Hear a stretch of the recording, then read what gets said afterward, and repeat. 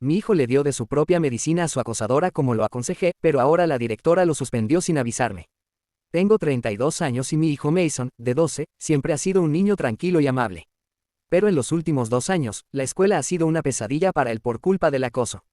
Al principio, hice lo que pensé que era correcto. Le dije que usara sus palabras, que se defendiera y que avisara a los maestros cuando alguien lo molestara. Lo típico que se aconseja en una escuela medianamente normal. Pero eso no funcionó ni un poco. El acoso nunca se detuvo y, en los últimos meses, empeoró porque ya no eran solo palabras. Uno de los chicos, en realidad, 2 chicas, empezó a ponerse violento. Y antes de que alguien piense, oh, solo es un poco de juego brusco entre chicos, pues no. Era una chica, llamémosla Kayla, quien empezó a golpearlo. A mí no me importa si eres chico o chica, no tienes derecho a ponerle las manos encima a alguien y esperar que no haya consecuencias. Cuando Mason le dijo a su maestra, no pasó nada. Cuando lo reporté en la escuela, lo ignoraron con las típicas excusas. Las niñas maduran más rápido que los niños, seguramente le gusta, debería ignorarlo. Ya estaba harta, así que pedí una reunión con la maestra, la directora, Kayla, sus padres y Mason. Quería dejar claro que esto no estaba bien y que debía parar, así que no podían decir que no hubo señales. En esa reunión, dejé clara mi postura. Mason daría 3 advertencias si esto continuaba. Primera, le diría que se detuviera. Segunda, lo reportaría al maestro. Tercera, le informaría al maestro que, si ella volvía a golpearlo, él se defendería. Todos me miraron como si estuviera loca. La directora trató de darme el discurso habitual de que, la violencia nunca es la respuesta. La madre de Kayla actuó como si yo estuviera amenazando a su hija porque, al parecer, esa madre tenía más derecho que su hija. La maestra casi no dijo nada, para no perder su rutina de no hacer nada. Dejé claro que no estaba criando a mi hijo para que fuera el saco de boxeo de nadie y que, si la escuela no lo iba a proteger, él tenía mi permiso para defenderse por cualquier medio. Pasaron unas semanas y, sorpresa sorpresa, nada cambió. Hace 2 semanas, Mason y yo estábamos en su sesión de terapia, está en terapia desde que su padre y yo nos separamos. De la nada, se puso muy callado. Luego me dijo que se había metido en una pelea en la escuela. Le pregunté qué había pasado y tuve que contenerme para no explotar. Mi exesposo tampoco me había dicho nada, lo cual puedo esperar. Esa es una historia diferente, donde les diré que con mi ex no tuvimos el mejor divorcio del mundo y yo obtuve la custodia mayoritaria. Resulta que unos días antes, Kayla lo había bofeteado frente a sus compañeros. Él le dijo que se detuviera, primera advertencia. Al día siguiente, lo hizo de nuevo. Él se lo reportó a la maestra, segunda advertencia. La maestra, como siempre, no hizo nada. Al tercer día, Mason le dijo al maestro que, si Kayla lo volvía a golpear, se iba a defender, tercera advertencia. ¿Y qué creen? Ella lo golpeó de nuevo. Así que Mason hizo exactamente lo que yo le dije que hiciera, le respondió. No estaba feliz de que mi hijo se metiera en una pelea, pero sí orgullosa de que finalmente se defendiera. Pero aquí viene lo que me hizo hervir la sangre, la escuela nunca me lo dijo. En lugar de eso, suspendieron a Mason por 2 días y llamaron a su padre, no a mí, la madre con custodia principal. Me enteré de la pelea en la terapia 2 días después. Mason pensó que yo estaba enojada con él, lo cual me rompió el corazón. Le dije que no lo estaba, que estaba enojada con la escuela por fallarle. Luego le di un helado y le dije que no se preocupara, porque íbamos a encargarnos de eso. A la mañana siguiente, fui directamente a la escuela, a la oficina de la directora. Ni me molesté en pasar por recepción, ya estaba harta de sus jueguitos. Pregunté con calma al principio. ¿Por qué tuve que enterarme por mi hijo de la pelea, en vez de recibir una llamada de la escuela? La directora se veía incómoda y me dijo que habían notificado al padre. ¿Por qué? Yo soy la madre con custodia principal. Ellos lo saben, y saben lo que tuvieron el descaro de decirme. Preferimos no tratar contigo. Me quedé mirándolos un segundo, procesando eso. Preferían no tratar conmigo porque yo realmente los hacía responsables de su inacción. Intentaron retractarse, diciendo que pensaban que el padre de Mason sería más razonable con la situación.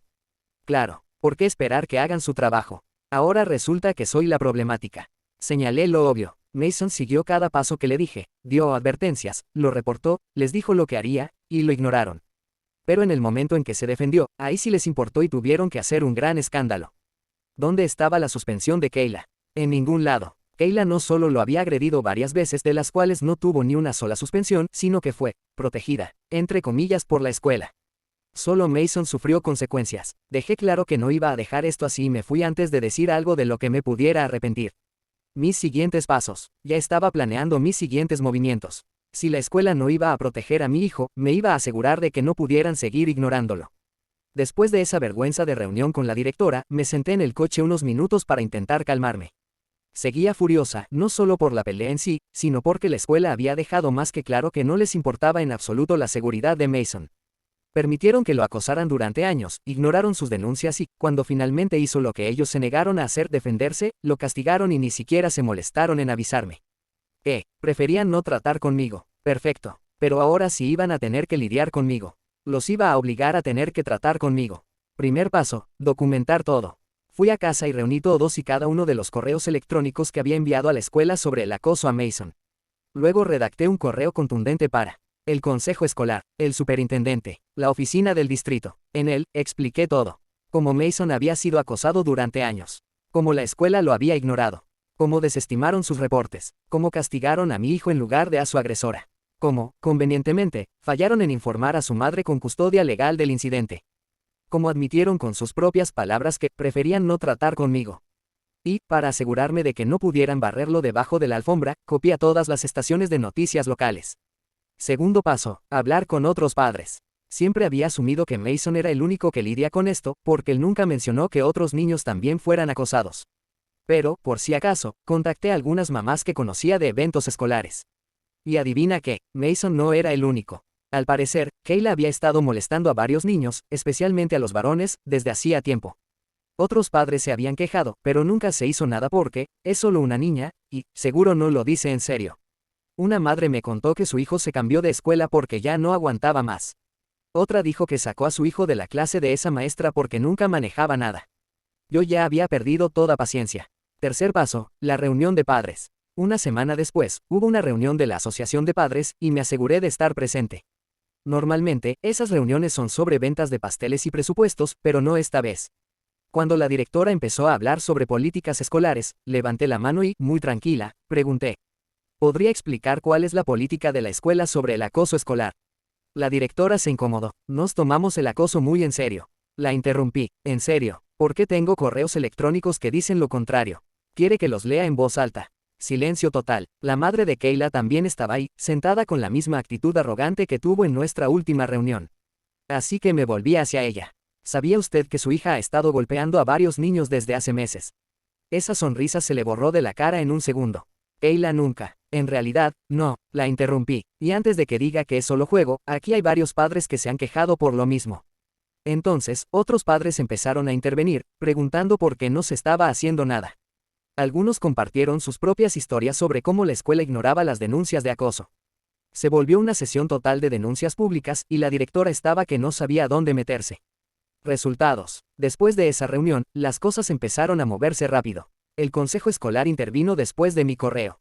De repente, la directora estaba, muy interesada, en hablar conmigo demasiado tarde. Kayla finalmente fue suspendida. Su madre, por supuesto, armó un escándalo, pero a esas alturas, a nadie le importaba.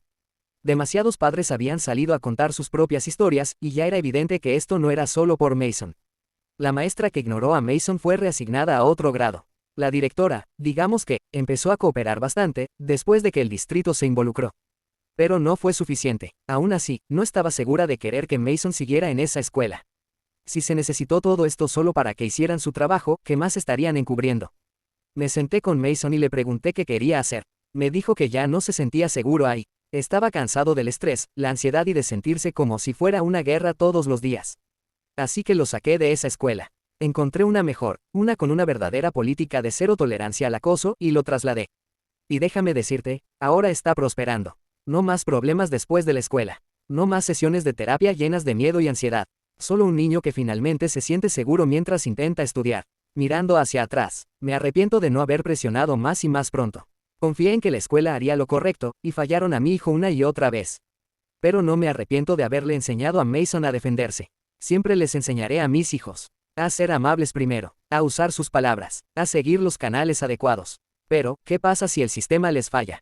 Si la gente ignora su dolor, tienen todo el derecho a defenderse. Y si a alguien le molesta eso, qué pena. Mason está muy bien ahora, y me aseguré de que su nueva escuela realmente actúe cuando los niños reportan problemas. Que esto sea una lección para cualquier escuela que crea que puede ignorar el acoso. Algunas de nosotras no nos vamos a quedar calladas.